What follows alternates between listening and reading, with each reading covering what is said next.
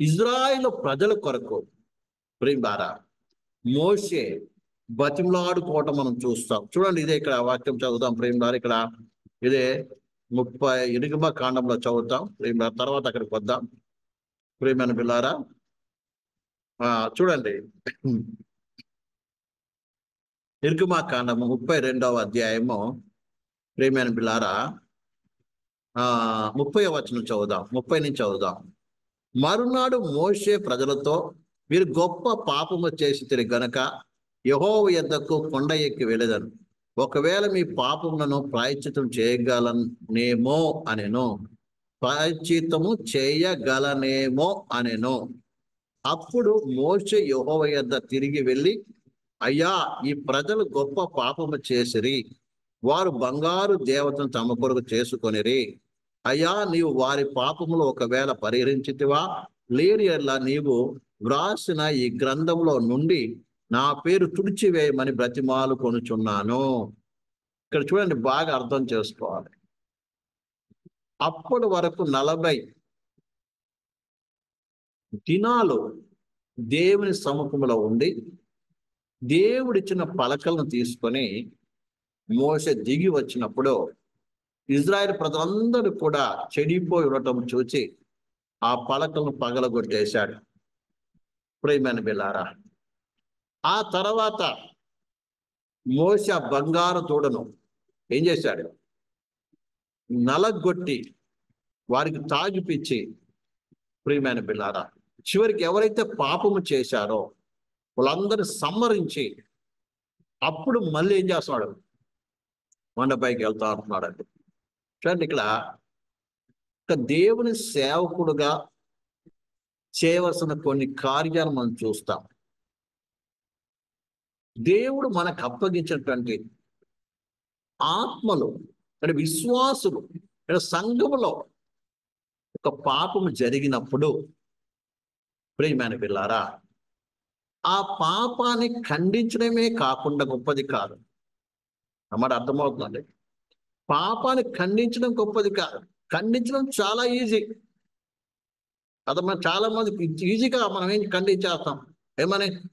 తప్పు చేస్తారు, మీరు పాపం చేశారు, ప్రసంగం చేయమంటే గట్టిగా చెప్పేస్తాం. ఏమని? మీరు తప్పు చేస్తున్నారు, మీరు పాపం చేస్తారు, అది తప్పు, ఇది తప్పు, అది తప్పు అని ప్రసంగ పీఠం నిలబడి చెప్పేస్తాం. ప్రియమైన బిల్లారా, ఇక్కడ బాగా అర్థం చేసుకోవాలి. ముఖ్యంగా వాక్యం బోధించిన ద్వారా బాగా అర్థం చేసుకోవాలి. ఖండించి చెప్పడం కాదు, గొప్పది కాదు. ఇక మోషే ప్రియులారా మంచి ఖండించాడు. ఆ విగ్రహాన్ని ఏం చేశాడు? నామరూపాలు కూడా చేశాడు. తర్వాత ఆ పాపము చేసిన వారు 3000 మందిని అలా సంహరించాడు. అంతా బాగుంది. ఈ పనులను చేయడం ఈజీగా చేస్తాం మనం.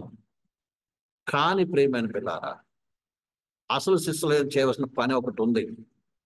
దేవుని సేవకులు చేయని పని ఏమి చేస్తా ప్రియమారా? దేవుని సన్నిధికి వెళ్ళటం. దేవుని సన్నిధికి వెళ్ళి ఏం చేస్తున్నారు? ప్రభా, వారు చేసిన పాపము క్షమించు. చాలా అసలు వాక్యం చెప్పేసి వచ్చి ఏం చేస్తాం? మంచి నిద్రపోతాం, ప్రార్థన చేసుకొని. భలే చెప్పేసాను అనుకొని సంతోషపడిపోయి వచ్చేది ఏం చేస్తాం? కాదండి. ఇక్కడ మోషే ఏం చేస్తున్నాడండి? అవన్నీ చేసిన తర్వాత ఏం చేస్తున్నాడు? మళ్ళా దేవుని దగ్గరికి వెళ్తున్నాడు, కొండ మీదకి వెళ్తున్నాడు. దేవుని దగ్గర ఏం చేస్తున్నాడు? బతిమాడుతున్నాడు. ప్రభా, అది ప్రజలకు చెప్పి వెళ్తున్నాడు. మళ్ళీ ప్రాయశ్చిత్తం చేయగలనేమో. ప్రాయశ్చిత్తం ఎవరు చేయాలండి? ఎవరైతే వాక్యం చెప్తున్నారో, ఖండిస్తున్నారో వాళ్ళు ప్రాయశ్చిత్తం చేయాలి. వాడి పాపాలకు విజ్ఞాపన చేయాలి. వాక్యం చెప్పడం, ఖండించడం పెద్దది సమస్య కాదు. ప్రసంగపీఠం నిలబడి వాక్యాన్ని ఏం చేయాలి? తప్పు చేస్తున్నావు, అది తప్పు, ఇది తప్పు, నువ్వు ఖండించడం గొప్పది కాదండి. ఆ తర్వాత ఏం చేయాలి? ఆ పాపానికి ప్రాయశ్చిత్తం కొరకు దేవుని దగ్గరికి వెళ్ళాలి. దేవుని దగ్గర కన్నీరు గారవాలి, ఏడవాలి, రోధించాలి. అర్థమైందండి? ఇక్కడ ఏం చేస్తున్నాం? మోషే తప్పుడు పాపాన్ని ఖండించడమే కాకుండా దేవుని దగ్గరికి వెళ్ళి నేను ప్రాయశ్చిత్తం చేయగలనేమో, వెళ్తాను. ఎందుకంటే దేవుని కోపం ఇంకా తగ్గలేదు. అర్థమైందండి? ఒక వ్యక్తి పాపాన్ని ఖండించినప్పుడు నిజంగా పాపము నుంచి ఆ వ్యక్తి క్షమింపబడ్డాడా, విడుదల పొందాడా, లేదా పారు మనసుకుని పశ్చాత్తాప పొందాడా అన్నటువంటిది కూడా చాలా ముఖ్యముగా ఒక సేవకుడు గమనించవలసిన బాధ్యత ఉందండి. చెప్పేసాంలే అయిపోయింది, వాడు మారు మనసు పొందితే నాకే, లేకపోతే ఏమో నా పని అయిపోయింది అనడం కాదు. విషయం బాగా అర్థం చేసుకోవాలండి. ఏం చేస్తున్నాడు? మళ్ళీ దేవుని దగ్గరికి వెళ్ళి ఏం చేస్తాను, నేను ప్రాయశ్చిత్తం చేస్తాను, చేయగలనేమో అని ఏం చేస్తున్నాడు? వెళ్ళి దేవుని దగ్గర ఏం చేస్తున్నాడు అండి? బతిమాడు. ఏ రీతిగా బతిమాడుతున్నాడు చూడండి ప్రియమైన పిల్లారా. చూడండి 31లో, అప్పుడు మోషే యెహోవా యొద్దకు తిరిగి వెళ్ళి, అయ్యా, ఈ ప్రజలు గొప్ప పాపము చేసిరి, వారు బంగారు దేవత తమ కొరకు చేసుకొనిరి. ఇక్కడ బాగా వినండి, దేవునికి తెలియదా? కొన్నిసార్లు మనం క్లియర్గా ఏ విషయం చెప్పాం. కొన్నిసార్లు మన పాపాలు కూడా ఒప్పుకునేటప్పుడు కూడా సగసని చెప్తాం, కప్పిపెట్టి చెప్తారు చాలా మంది. పాపాలు ఒప్పుకోవడంలో కప్పిపెట్టి చెప్తాం. కొంతమంది చాలా ఈ రీతిగా ప్రార్థన చేస్తుంటారు, ప్రభా నేను ఏమైనా పాపము చేసి ఉంటే క్షమించు, నా ప్రార్థనలో తప్పులుంటే క్షమించు. ఇది 100 తప్పుడు ప్రార్థన. నువ్వు చేసే పాపం చేసిన పాపం ఏమిటో ఏం చేయాలి? యథార్థంగా ఒప్పుకోవాలి. అది దేవుని దగ్గర కావచ్చు, పబ్లిక్ గా కావచ్చు, ఉన్నది ఉన్నట్టుగా ఒప్పుకోవాలి. అంతేగాని ఏదైనా మీ పట్ల తప్పు చేసి ఉంటే క్షమించండి, మనం సాక్ష్యం చెప్తాను నిలబడి, ఏదైనా మీ పట్ల ఏమైనా తప్పు చేసి ఉంటే క్షమించండి. ప్రియులారా, ఇది కరెక్ట్ అయిన పద్ధతి కాదు. నువ్వు తప్పు చేస్తుంటే నీవు చేసిన తప్పులు ఒప్పుకో. అలా దొంగతనం చేశాను, వ్యభిచారం చేశాను, లేకపోతే సంఘానికి విరుద్ధంగా పలానా తప్పు చేశాను అని ఏం చేయాలి? యథార్థం దేవుని ఒప్పుకోవాలి. అంతేగాని చేసుంటేనో, దుఃఖ పెట్టుంటేనో, బాధ పెట్టుంటేనో, ఇది చాలా చాలా కూడా సరైన పద్ధతి ఏమాత్రం కాదండి. అయితే ఇక్కడ అంటున్నాడు, ఇలా చెప్తాడు, వెళ్ళి దేవుని దగ్గరికి వెళ్ళి ఏం చేస్తున్నాడు? ఆల్రెడీ దేవుడే చెప్పాడు, ఆయన అన్ని ముందే చెప్పాడు. అయినప్పటికీ మరి దేవుని దగ్గరికి వెళ్ళి ఏం చేస్తున్నాడు ప్రియులారా? అయ్యా, ఈ ప్రజలు గొప్ప పాపము చేసిరి, వారు బంగారు దేవతను తమ కొరకు చేసుకొనిరి. అయ్యా, నీవు వారి పాపము ఒకవేళ పరిగణించితివా, లేని యెడల నీవు రాసిన నీ గ్రంథము నా పేరు తుడిచివేయమని బతిమాలు కొడుచున్నాను అంటున్నాడండి. అంటే దాని అర్థం ఏంటి? ఎవరిని క్షమించు. నువ్వు క్షమించకపోతే నా పేరు ఏం చేయి? తీసేయి, నీ గ్రంథంలో, జీవ గ్రంథంలో తీసేయి అంటున్నాడు. దాని అర్థం ఏంటి? వారికి బదులుగా నేను నరకానికి వెళ్తాను, వారికి బదులుగా నేను శిక్ష అనిపిస్తాను. ఇదండి ఇలాంటి బతిమాడుకోవటం. అంటే ఇక్కడ బాగా అర్థం చేసుకో ప్రేమ. ఒక యాజకుడు, నువ్వు కూడా యాజకుడివే కదా. కొత్త నిబంధన పరిశుద్ధులు ఎవరు? యాజకులు. యాచన చేసేటట్టు వాడు. మనం ఏ రీతిగా యాచన చేస్తున్నావు? ఒక వ్యక్తి తప్పు చేశాడు, పాపం చేశాడు, పడిపోయాడు, అతని కొరకు ఏం చేయాలి? ఇలాంటి ప్రార్థన చేయడం నేర్చుకోవాలి. అవును ప్రభా, కావున నేను వారు చేసిన తప్పును ఒప్పుకుంటున్నాను, నేను నా పాపం, నేను పాపం చేశాను అనుకో ప్రభా, నన్ను శిక్షించు, అతను క్షమించు, రక్షించు ప్రభా. ఇక్కడ ఏ రీతిగా చేస్తున్నానండి? కావున నన్ను నరకానికి పంపించు, లేకపోతే వారికి క్షమించు. ఇది అసలు బతివాడు ప్రార్థన. అంతే. వారి పాపాలు యేసుక్రీస్తు ఏ రీతిగా అయితే మన పాపాలన్నీ తన మీద వేసుకొని ప్రేమించారా, శిక్ష అనుభవించి తన సొంత రక్తం చేత తండ్రి దగ్గరికి వెళ్ళి, ప్రభా ఇదిగో వీరి కొరకే కదా నేను ఈ రక్తం కార్చాను, వీరి కొరకే కదా నేను శ్రమ అనుభవించాను, వీరి కొరకే కదా అంత బాధలు అనుభవించాను, దయచేసి క్షమించమని ప్రేమారా దేవుని యొద్ద ఆయన ఏం చేస్తున్నాడు? విజ్ఞాపన చేస్తున్నాడు, యాచన చేస్తున్నాడు. ప్రధాన యాజకుడికి యాచన చేస్తున్నాడు అంటే మరి అలాంటి మరి ఆ యొక్క యాజకత్వం పొందిన మనం కూడా ఈ మోషే చేసిన ప్రార్థన చేయవలసిన బాధ్యత ఉంది. మోషే యేసుకు సాదృశ్యంగా ఉన్నాడు. ప్రియమైన పిల్ల, ఇది యాచన చేయాలి. ఇలాగ బతిమాడుకునే జీవితం మనకు అవసరం.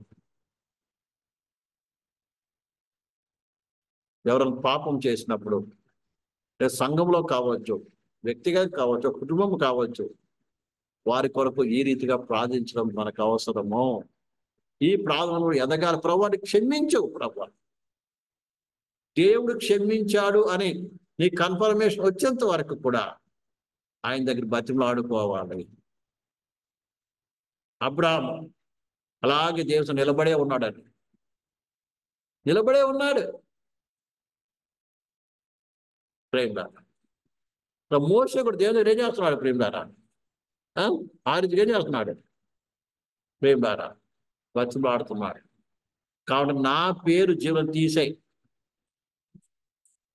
లేదా వారిని క్షమించు, వారిని శిక్షించేటట్టయితే, వారి నరకాన్ని పంపించేటైతే వారికంటే ముందు నన్ను పంపించు అని వారి పాపాలు తన పాపం ఎత్తుకొని దేవుడు. ఇది అసలు బతిమాడుకోవడం అంటే, ఇది యాచన చేయడం అంటే.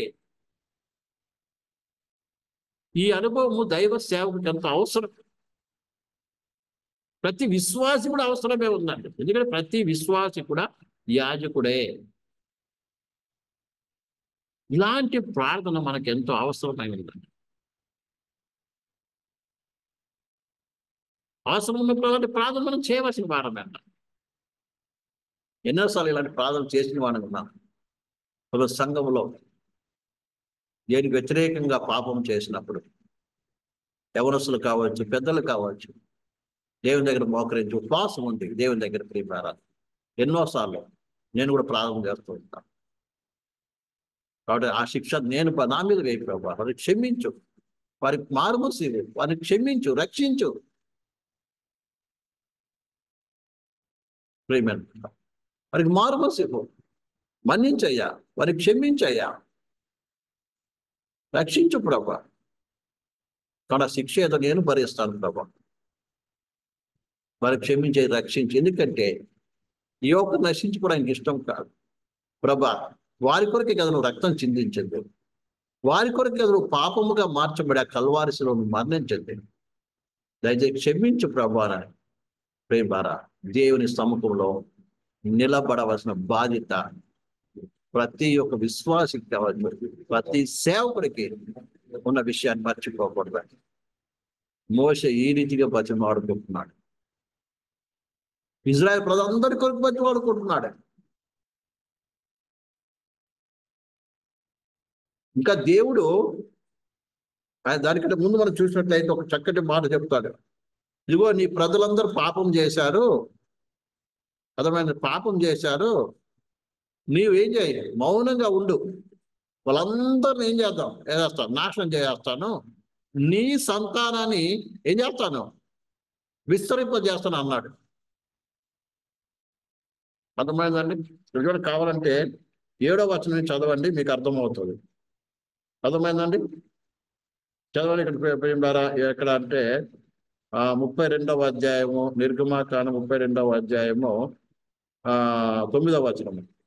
మరియు యెహోవా ఇట్లా నేను ఈ ప్రజలను చూచి ఉన్నాను, ఇదిగో వారు లోబడనులని ప్రజలు, కావున నీవు ఊరుకుండము, నా కోపము వారి మీద మండును, నేను వారిని కాల్చివేసి నిన్ను గొప్ప జనముగా చేస్తానని మోషేతో చెప్పగా. నిజంగా మనతో కింద దేవుడు ఈ మాట చెప్పాడు అనుకో, ఓ ఎత్తి గొంతులేస్తాం. ఇంకేది వీళ్ళందరూ నాశనం చేస్తాడంట, నన్ను గొప్ప జనముగా చేస్తాడంట, మంచిది ప్రభానికి స్తోత్రం ప్రభా అనేస్తాం. కానీ మోషే ఆ పని చేయలేదండి. అర్థమైందండి? ఇందులో మోషేలో నిస్వార్థమైనటువంటిది, నిస్వార్థం కనబడుతుంది మొట్టమొదట. రెండోది, దేవుని నామానికి అవమానం కలగకూడదు అన్నటువంటి ఒక తాపత్రయము, ఆసక్తి అతనిలో ఉంది. ప్రియమైన బిడ్డలారా, ఒక నిజమైన దేవుని సేవకుడికి కావలసిన 2 లక్షణాలు. ఒకటి, తన క్షేమము, తన గొప్పతనము, తననిది కోరుకోకూడదు. అర్థమవుతుందండి? మీరు బాగా అర్థం చేసుకోవాలి. నంబర్ 2 ఏంటంటే దేవుని నామానికి అవమానం కలగకూడదు. ఇక్కడ మోషే అందుకే అందుకని నువ్వు మౌనంగా ఉన్నట్టున్నాడు. దేవుడే మౌనంగా ఉండమంటున్నాడండి. మనైతే మౌనం దేవుడే చెప్తున్నాడుగా అనుకుంటాం. కానీ ఇక్కడ మోషేకు ఒక పరీక్ష లాంటిది. నిజంగా మోషే గుణం ఎలా? మోషే తన జనులను ప్రేమిస్తున్న వాడుగా ఉన్నాడు. తనకంటే తన కుటుంబం కంటే ఎక్కువగా తన జనులను ప్రేమిస్తున్న వాడుగా ఉన్నాడు. ఎవరి జనులు తెలుసా? వాగ్దానం చేయమనేటువంటి యొక్క అబ్రాహాము సంతానం. ప్రేమారా, నిజంగా నువ్వు ఒక సేవకుడిగా ఉండాలంటే నువ్వు నీకంటే నీ కుటుంబం కంటే ఎక్కువగా సంఘాన్ని, దైవ ప్రజలను, విశ్వాసులను, ఇతరులను ప్రేమించేవాడుగా ఉండాలి. వారు క్షేమం కొరకు ప్రార్థించాలి. వారి ప్రాణం కొరకు నీ ప్రాణాన్ని ఒడ్డేవాడిగా ఉండాలి. నేను బాగా అర్థం చేస్తున్నాను. అదే సేవకుడికి లక్షణం అంటే మన ప్రభువైన యేసుకు మంచి కాపరిగా తన గొర్రెల కొరకు ప్రాణం పెట్టిన రీతిగా నిజంగా నువ్వు కాపరి అయితే, నిజంగా నువ్వు సేవకుడు అయితే నీ గొర్రెల కొరకు ప్రాణం పెట్టేవాడుగా ఉండాలి. ఇది దేవుడు కోరుకుంటున్నది. అలాంటి వారినే దేవుడు నమ్మకస్తుడు అంటాడు. ప్రేమారా, మోషే ఇల్లంతటో నమ్మకమైన వాడని ఎందుకు చెప్తున్నాడంటే ప్రియ సహోదరి సహోదరు, తన క్షేమం గురించి ఆలోచించలేదు. ఎప్పుడు మన గురించి మన పిల్లల గురించి ఆలోచన చేస్తూ ఉంటాం. ప్రియ సహోదరి సహోదరు, దేవుడు మనకు అప్పగించిన పరిచర్య గురించి, విశ్వాసుల గురించి మనం ఏం చేయాలి? ఆలోచించే వారికి ఉండాలి. మన మోషే జీవితం చూసినప్పుడు కొన్నిసార్లు ఉదయం నుంచి సాయంత్రం వరకు కూడా దేవుని ప్రజల మధ్య ఉండి వారికి ఏంటి న్యాయం తీరుస్తూ ఉండేటువంటి వాడు. ఆయన ఆజ్ఞల కట్టలు బోధిస్తూ ఉండేటువంటి వాడు. ప్రియమైన సహోదరి సహోదరు, ఈ యొక్క అనుభవం ఎంతో అవసరమైన విషయాన్ని మర్చిపోకూడదు. అర్థమైందండి? రెండోది, ప్రియమైన పిల్లారా, దేవుని నామానికి అవమానం కలగ. మీరు అంటున్నాడు, ప్రభువా, ఇక్కడ ఏం చెప్తున్నాడు? ప్రభువా, ఒకవేళ ఈ ప్రజలను నాశనం చేస్తే అందరూ ఏమనుకుంటారు? దేవుడు ఐగుప్తుని తీసుకుని వచ్చాడు, నడిపించలేక మధ్యలో ఏం చేశాడు? అందరూ చంపేశాడని నీ ఘనమైన మహిమ గల నామం ఏమవుతుంది? అవమానం కలుగుతుంది ప్రభా. కాబట్టి దయచేసి క్షమించు. కాబట్టి వారికి బదులుగా నన్ను చంపేయి. అంటే నాకు వారిని క్షమించు, లేకపోతే నా యొక్క పేరు ఏంటి దేవుడు తొలగించేసాయి. వారికి బదులు నేను నరకానికి వెళ్తాను కావాలంటే అని మోషే తన ప్రజలకు పక్షమున బతిమాడుతున్న దేవుని దగ్గర. ఇలాంటి ఒక అనుభవం ఎంతో అవసరమైంది. ఈ బతిమాడుకునే అనుభవం మనకి కావాలి. అందుకే సంఘంలో మన సేవ పరిచర్యలు ఎవరు పాపం చేస్తున్నప్పుడు, ఎవరైనా తప్పు చేసినప్పుడు, ఎవరు తప్పిపోయినప్పుడు వారికి మొట్టమొదట ప్రార్థన చేసే అనుభవం కావాలి. నువ్వు పాపాన్ని ఖండించడమే కాదు, పాపాన్ని సంఘం నుంచి దూరం చేయడమే కాకుండా వారి కొరకు ఏం ప్రార్థన విజ్ఞాపన చేసేటువంటి ఒక అనుభవం నీకు ఎంతో అవసరం. ప్రియమైన సహోదరి సహోదరులు, అది లేకపోతే ప్రజలు ఏ మాత్రం ఉండదండి. మనం ప్రార్థన చేస్తున్నాం, మంచిదే, కానీ దాంతోపాటు ఏం చేయాలి? ఈ బతులాడుకునే అనుభవంలోనికి మనం ఎదగవలసిన బాధ్యత విశ్వాసులు మనకి ఉందని ఇక్కడ దేవుని వాక్యం ద్వారా చూస్తున్నాం. కాబట్టి ఇజ్రాయేల్ ప్రజల నిమిత్తమే మోషే ఎదిగి బతిమలాడుతున్నాడు. ఆ రీతిగా అట్టి అనుభవము ముఖ్య దేవుని సేవకులు మనము ఎంతో అవసరమని, సేవకులమైన మనకి ఎంతో అవసరమని ఈ వాక్యాన్ని బట్టి మనం నేర్చుకుంటున్నాం. సంఖ్యాకాండము 12వ అధ్యాయం 11వ వచనం చదువుదాం. 12వ అధ్యాయం 11వ వచనం. ఇక్కడ మోషేకు విరోధముగా ప్రియమైనలారా, మోషే యొక్క అక్క మరియు అన్న ఇరువురు కూడా మోషే భార్య విషయంలో సనుకోవడం కొనుక్కోవడం ప్రారంభించారు. అర్థమైందండి? సనుక్కోవడం కొనుక్కోవడం ప్రారంభించారు. ఈ విషయం మనకు తెలిసిందే. అయితే దేవుడు అది చూశాడు. బాగా అర్థం చేసుకోవాలి. ప్రతి విశ్వాసి కావచ్చు, సేవకుడు కావచ్చు, ప్రియమైన ద్వారా దైవ సేవకుల విషయమై ఒకటి మాట్లాడే ముందు జాగ్రత్తగా ఆలోచించి మాట్లాడాలి. ముఖ్యంగా ప్రియమైన బాగా గ్రహించవలసిన విషయం, మోషేకి విరుద్ధంగా ఏం చేశారు? సొంత అన్న అక్కనే అనుకోని, మాకు అక్క ఉంది కదా, మా తమ్ముడే కదా అనుకొని వాళ్ళు ఏదో రీతిగా కామన్ గా తీసుకున్నారు. అందుకే ఈ మోషే భార్య విషయం వారు సొలగడం ప్రారంభించినప్పుడు దేవుడు ఆ మాట విని వెంటనే ఏం చేశాడు తెలుసా? ముగ్గురిని రమ్మన్నాడు ప్రత్యక్ష గుడారం దగ్గరికి. అదే కదా ఇక్కడ రాయబడిన మాట. చూడండి ఇక్కడ 12:1 మోషే కూషు దేశం స్త్రీని పెళ్లి చేసుకుని ఉండేను కనుక అతడు పెళ్లి చేసుకున్న ఆ స్త్రీని బట్టి మిరియాము అహరోనులో అతనికి విరోధముగా మాట్లాడిరి. వారు మోషే చేత మాత్రమే యెహోవా పలికించిన, ఆయన మా చేత పలికించలేదా అని చెప్పుకొనగా యెహోవా మాట వినెను. మోషే భూమి మీద ఉన్న వారందరిలో మిక్కిలి సాత్వికుడు. వెంటనే ఏం చేశాడు? దేవుడు విన్నాడంట. అంటే దేవుని సేవకులకు విరోధముగా మనం ఏది మాట్లాడినా దేవుడు వింటున్నాడు. దాని పక్షం వ్యాజ్యం మాట్లాడిన విషయము బాగా అర్థం చేసుకో. మోషే యొక్క జీవితం ఏంటిదో, మోషే యొక్క మనసు ఏంటిదో, మోషే త్యాగం ఏంటిదో బాగా దేవునికి తెలుసు అండి. మన మోషే చరిత్ర మనకు తెలుసు, ఏ రీతిగా ఆయన త్యాగం చేశాడు. ఆయన మనసు ఏంటో మనందరికీ తెలుసు. కదా, తెలుసుకోకుండా ఏం చేస్తున్నారు ప్రేమిటారా? ఇద్దరు మాట్లాడడం ప్రారంభించారు. కొన్ని పర్సనల్ విషయం మాట్లాడడం ప్రారంభించారు. వెన్న దేవుడు ఏం చేశాడు? పిలిచాడు. పిలిచి అంటున్నాడు, ఏంటి వాళ్ళతో ఏమన్నాడు ప్రేమిలారా? 7వ వచనంలో, అతను నా ఇల్లంతా నమ్మకమైన వాడు, నేను అతనితో ముఖాముఖిగా మాట్లాడుతాను, అందరితో దర్శనాలతో మాట్లాడుతాను, డైరెక్ట్గా మాట్లాడతాడు ఆయనతో అని చెప్పి అప్పుడు ప్రేమిలారా వెంటనే చెప్పాడు, మాట్లాడాడు, ప్రభు వెళ్ళిపోయాడు. వెంటనే ప్రేమైన బిలారా మిరియాముకు కుష్టు వచ్చేసింది.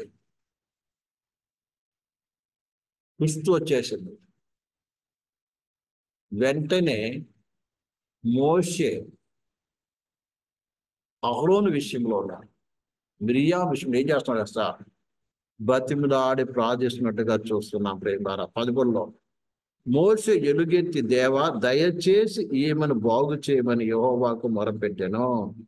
అప్పుడు యెహోవా మోషేతో, ఆమె తండ్రి ఆమె ముఖం మీద ఉమ్మివేసిన యెడల ఆమె 7 దినములు సిగ్గుపడును కదా, ఆమె పాలము వెలుపల 7 దినములు ప్రత్యేకంగా ఉండవలెను, తర్వాత ఆమెను చేర్చుకోవలెను నేను. మోషే పత్రాడు, అయ్యా దయచేసి మీరు క్షమించు. మోషేలో ఏమాత్రం కోపం లేదండి. బాగైంది, మనమైతే బాగైంది, నన్ను అన్నారు కాబట్టి బాగైంది అంటాం మళ్ళీ. కానీ మోషే ఆ రీతిగా లేడు. చాలా ఆలోచించి ఆయన మనసు ఎంతటి మంచిగా ఉందో. అంటే ప్రతి ఒక్కరి పట్ల సమానమైనటువంటి ఒక ప్రేమ మనసు భావన కలిగిన వాడుగా ఉన్నాడు. ఇజ్రాయేల్ ప్రజల విషయమే కాదు, తన అక్క విషయమే కావదు, అన్న విషయంలో కాదు, అందరి విషయం సమాన భావం కలిగిన వాడుగా ఉన్నాడు. అక్క కొరకు బతిమాడుకుంటున్నాడు. దేవుడు చెప్పాడు, ఒకవేళ తండ్రి ఉమ్మి వేస్తే 7 దినాలు ఉంటుంది కదా, అదే రీతికి ఏమేం చేయాలి? 7 దినాలు బయట ఉండాలి. ఇంకో విషయం బాగా అర్థం చేసుకోవాలండి. ఈమె మిరియాము మామూలుది కాదు. ఎవరిమే? ఒక ప్రవక్త, ఒక ప్రవక్తి, మంచి పేరు, సమాజ పేరు పొందినటువంటి ఆవిడ, ఒక సేవకురాలు, ఒక పరిచారకురాలు. అలాంటి ఆమెను కూడా దేవుడు ఏం చెప్పాడు కదా, 7 రోజులు బయట పెట్టాడు. ఈ దినాలు ఏదైనా తప్పు చేస్తే, చేసిన తప్పేమో అందరికి తెలుస్తుంది. కానీ ఆ తప్పును సేవకులు చెప్పకూడదు, ఎవరు కూడా బాహాటంగా మాట్లాడకూడదు. మాట్లాడితే భలే బాధ వచ్చేస్తుంది అందరికి. పనిష్మెంట్ ఇవ్వకూడదు. ఇస్తే ఏమవుతుంది? నా మాట ఎవరు వింటారండి? ఎవరు నా మాట ఎవరు వింటారు? నన్ను అందరు శిక్షిస్తే, అందరి ముందు గద్దిస్తే నన్ను ఎవరు ఇలా వాక్యం ఎట్లా చెప్పాలి? మీరు బాగా అర్థం చేసుకోవాలి. చాలా మంది ఈ అభిప్రాయం కలిగి ఉన్నారు. అంటే ఏ తప్పు చేసినా దాచిపెట్టుకోవాలి, పైకి మాత్రం భక్తి పరుడుగా సేవకుడుగా కనబడాలి. బాగా అర్థం చేసుకోవాలి. నువ్వు బోధిస్తే ఎవరు నీ మాట వినరు. బహుశా నేను వాక్యం బాగా చెప్పగలను, నేను ప్రసంగం బాగా చేయగలను, నా మాట అందరూ వింటారని నీ మట్టుకు నీ యొక్క స్వనీతిని, నీ నీతిని ఆధారం చేసుకుని నువ్వు బోధిస్తే నీ మాట ఎవడు వినడు. అది ఎవరు కార్యం చేయదు. ఫస్ట్ ఆఫ్ ఆల్ నీలోడు దేవుడు మాట్లాడాలి, నేను కాదు. దేవుడు మాట్లాడని కోరుకోవాలి ఒక విశ్వాస సేవకుడు. అదో దేవుడు మాట్లాడాలి. బాగా అర్థం చేసుకోవాలి. ఇలా మనం అందరం కూడా అందరం ముందు నీతి మందులు కనబడాలని కోరుకుంటాం. ఎవరు తప్పు చేసినా, తప్పు ఏం చేయకూడదు. సుధాకర్ ఒక తప్పు చేశాడు అనుకుందాం. సుధాకర్ మనం తప్పు చేశాడు చెప్పకూడదు. చెప్తే రేపు ఎవరు అందరి ముందు నిలబడి వాక్యం చెప్పలేడు. ఇంకా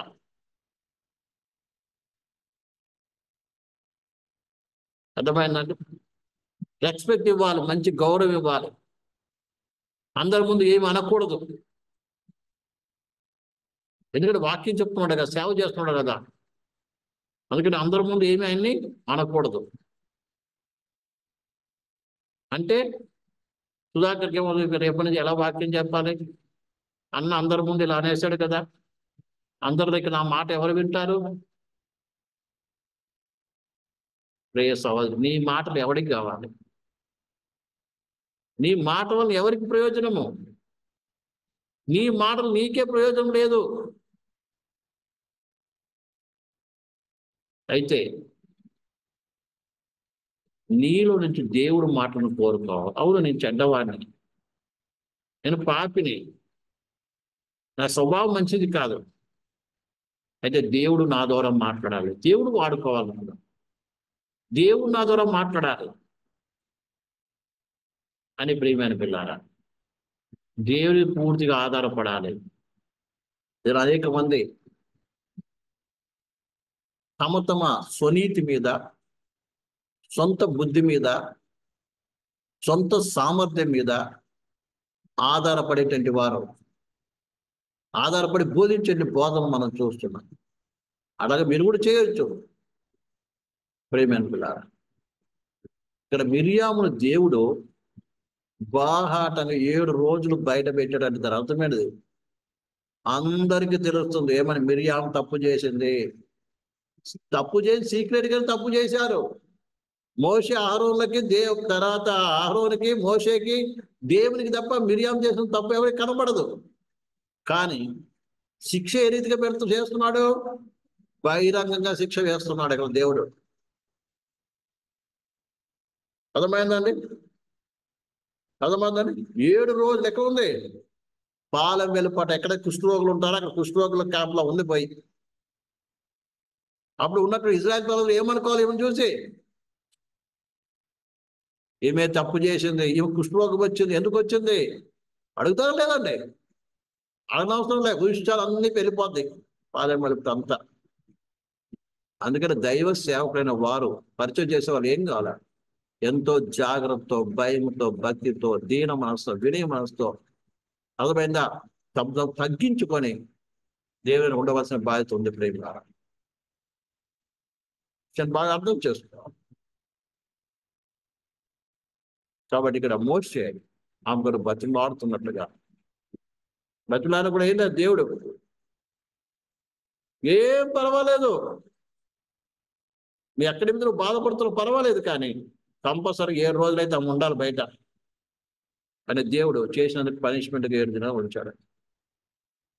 విషయం ఏంటంటే ప్రేమ, అబ్రహాం అన్న కుమారుడు లోతు గురించి ఏది బతిమాడుకున్నాడు?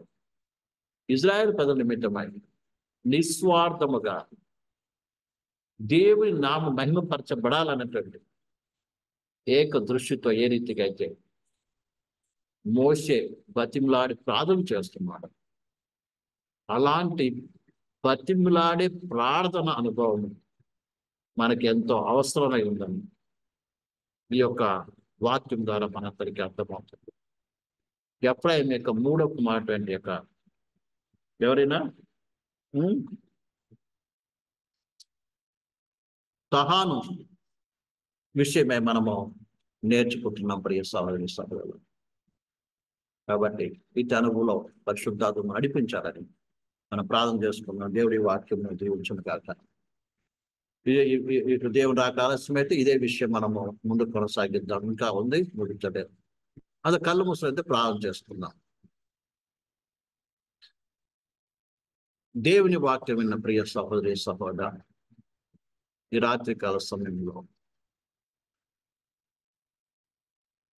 తహాను ఎఫ్రాయిముకు 3వ కుమారుడు గురించి మనము నేర్చుకున్నాం. తహాను అనగా వేడుకొనుట, బతిమాడుకొనుట. యేసు ప్రభు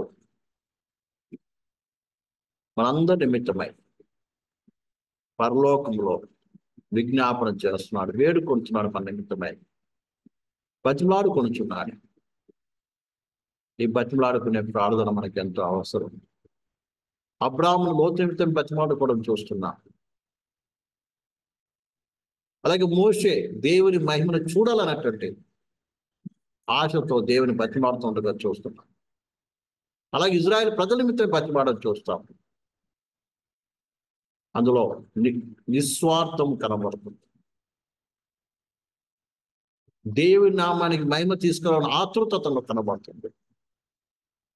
అలాగే మిరియాము నిమిత్తం కూడా బతిమాడుకోవడం మనం చూస్తున్నాం. ప్రియ సహోదరు, ఏదో కేవలం ప్రార్థన చేయడం కాదు, మనందరూ కూడా విజ్ఞాపన చేయటం, లేక బతిమాడుకునే ప్రార్థన, వేడుకునే ప్రార్థన చేయవలసిన వారని మన తోటి సహోదరి సహోదరు, సంఘము, అలాగే విశ్వాసులు పాపం చేసినప్పుడు, తప్పిపోయినప్పుడు వారిని మనం ప్రత్యేకంగా ఇలాంటి ప్రార్థన చేయవలసిన బాధ్యత మనందరికీ ఉంది.